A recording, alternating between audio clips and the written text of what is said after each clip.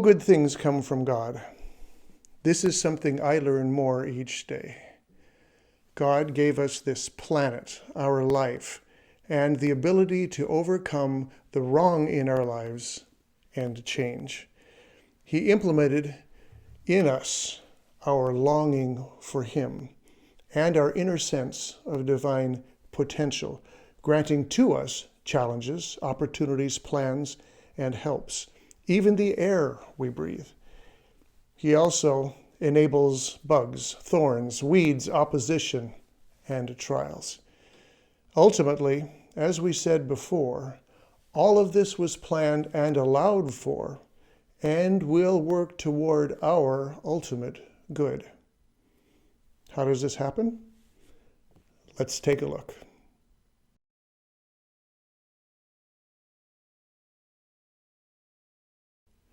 It is significant that, of God's many attributes, Nephi focused on His goodness, having had a great knowledge of the goodness of God. He bookended his writings with it, mentioning it here in the first verse and as the nearly final subject of his writings, where he warns of consequences for those who will not partake of God's goodness. Ultimately, the disasters, droughts, floods, fires, wars, murders, hate, and many other challenges we face are evidence of God's goodness. He warns us not to get involved in destructive or distractive behaviors, tells us why, and shows us the glorious or miserable consequences that naturally follow our choices.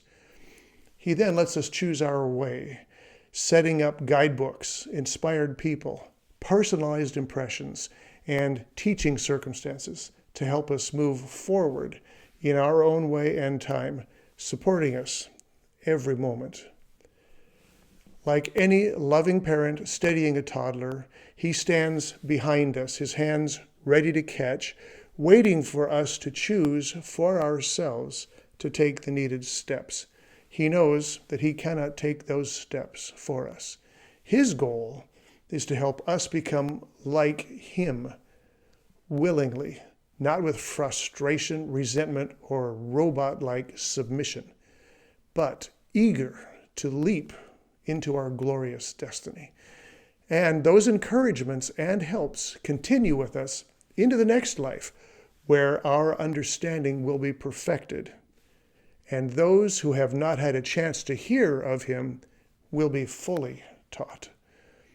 When all is done, and we behold him at the judgment day, we will know that all things he allowed to happen were perfect and just opportunities for us to be completely and fairly taught and judged according to our thoughts and actions.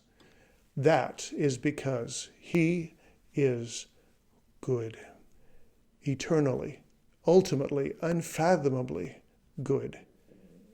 Nephi came to know this as we can by daily immersing himself in good things and by avoiding evil.